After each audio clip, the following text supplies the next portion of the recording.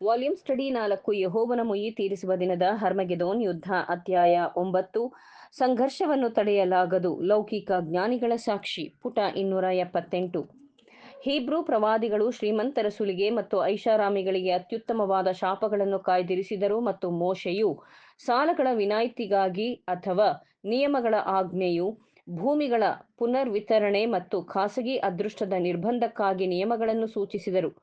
ರೋಮ್ನಲ್ಲಿ ಶತಮಾನಗಳವರೆಗೆ real ಎಸ್ಟೇಟ್ನ ಮಾಲೀಕತ್ವವು ಪ್ರತಿಯೊಬ್ಬ ನಾಗರಿಕರಿಗೆ 300 ಎಕರೆಗಳಿಗೆ ಸೀಮಿತವಾಗಿತ್ತು ಮತ್ತು ದನ ಕರು ಮತ್ತು ಗುಲಾಮರ ಸಂಖ್ಯೆಯನ್ನು ಪ್ರತಿ ಪ್ರದೇಶಕ್ಕೆ ಸೀಮಿತಗೊಳಿಸಲಾಯಿತು.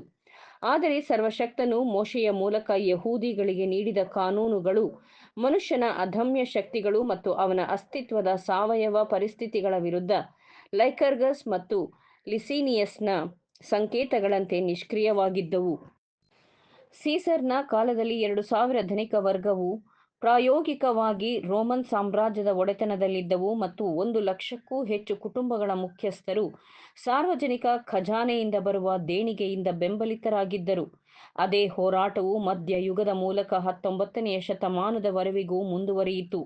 ಈ ಹಿಂದೆ ಅಸಂಖ್ಯಾತ ರೋಗಿಗಳ ನಿಷ್ಪರಿಣಾಮಕಾರಿಯಾಗಿ ನಿರ್ವಹಿಸದ ಯಾವುದೇ ಪರಿಣಾಮವನ್ನು ಇಂದು ಸೂಚಿಸಲಾಗಿಲ್ಲ.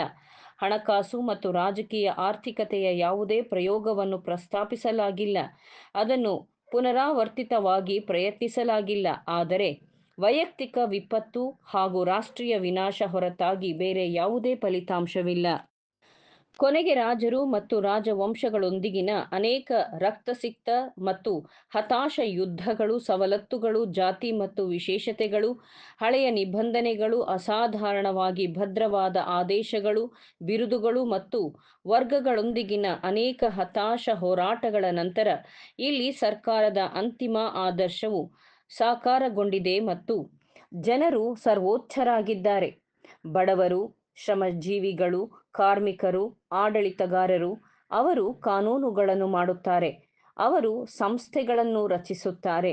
14ನೇ ಲೂಯಿಸ್ ನಾನೇ ರಾಜ್ಯವು ಎಂದು ಹೇಳಿದನು. ಇಲ್ಲಿ ಕೂಲಿ ಕಾರ್ಮಿಕರು, ರೈತರು, ಕಮ್ಮಾರರು, ಮೀನುಗಾರರು, ಕುಶಲಕರ್ಮಿಗಳು ನಾವೇ ರಾಜ್ಯ ಎಂದು ಹೇಳುತ್ತಾರೆ. ವಶಪಡಿಸಿಕೊಳ್ಳುವಿಕೆ ಮತ್ತು ಲೂಟಿ ರಾಜಮನೆತನದ ಮೆಚ್ಚಿನವುಗಳ ಪುಷ್ಟೀಕರಣವು ತಿಳಿದಿಲ್ಲ. ಪ್ರತಿಯೊಬ್ಬ ಮನುಷ್ಯನು, ಅವನ ಜನ್ಮಸ್ಥಳ, ಅವನ ಅಧ್ಯಾಪಕರು, ಶಿಕ್ಷಣ ಮತ್ತು ನೈತಿಕತೆ ಯಾವುದಾದರೂ ಜೀವನದ ಓಟದಲ್ಲಿ ಪ್ರತಿಯೊಬ್ಬರಿಗೂ ಸಮಾನ ಅವಕಾಶವಿದೆ. ಶಾಸನವು ಒಳ್ಳೆಯದಾಗಲಿ ಅಥವಾ ಕೆಟ್ಟದ್ದಾಗಲಿ ಬಹುಮತದಿಂದ ಜಾರಿಗೆ ಬರುತ್ತದೆ.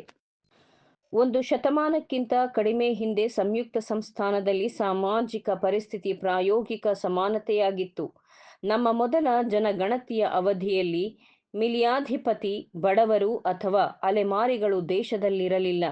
$1 ಮಿಲಿಯನ್ ಗುರಿಯನ್ನು ದಾಟಿದ ಮೊದಲ ಅಮೆರಿಕನ್ ಮೊದಲ ಪ್ರಜೆ ಆಸ್ಟರ್ ಸುಮಾರು 1806ರಲ್ಲಿ ಅವರು ಜರ್ಮನಿಯಿಂದ ಹಲವು ವರ್ಷಗಳ ಹಿಂದೆ ವಲಸೆ ಬಂದರು.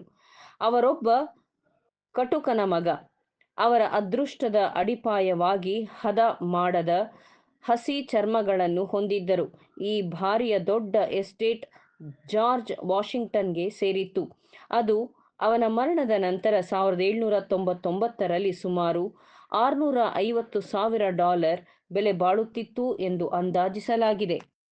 ಜನಸಮೂಹವು ರೈತರು ಮತ್ತು ಮೀನುಗಾರರಾಗಿದ್ದರು. ಅವರು ಅವರ ಶ್ರಮದ ಉತ್ಪನ್ನಗಳ ಮೇಲೆ ತೃಪ್ತಿಯಿಂದ ಬದುಕುತ್ತಿದ್ದರು. ರೈಲು ರಸ್ತೆಗಳು, ಕೃಷಿ ಯಂತ್ರೋಪಕರಣಗಳ ಪರಿಚಯ ಮತ್ತು ಆಧುನಿಕ ಜೀವನದ ವೈಜ್ಞಾನಿಕ ಅನ್ವಯದಿಂದ ಖಂಡದ ಅಭಿವೃದ್ಧಿಯು ನಮ್ಮನ್ನು ಭೂಮಿಯ ಮೇಲಿನ ಶ್ರೀಮಂತ ರಾಷ್ಟ್ರವನ್ನಾಗಿ ಮಾಡಿದೆ. ದೇಶದ ಒಟ್ಟು ಆಸ್ತಿ ಪ್ರಾಯಶಃ 100 ಬಿಲಿಯನ್ ಮೀರುತ್ತದೆ. ಅದರಲ್ಲಿ ಅರ್ಧದಷ್ಟು ಅಂದರೆ 30,000ಕ್ಕಿಂತ ಕಡಿಮೆ ವ್ಯಕ್ತಿಗಳು ಮತ್ತು ನಿಗಮಗಳ ನೇರ ನಿಯಂತ್ರಣದಲ್ಲಿವೆ ಎಂದು ಹೇಳಲಾಗುತ್ತದೆ. ಸಂಯುಕ್ತ ಸಂಸ್ಥಾನದಲ್ಲಿ ಕಳೆದ ಅರ್ಧ ಶತಮಾನದಲ್ಲಿ ವಿಶ್ವದ ಅತಿದೊಡ್ಡ ಖಾಸಗಿ ಸಂಪತ್ತನ್ನು ಸಂಗ್ರಹಿಸಲಾಗಿದೆ.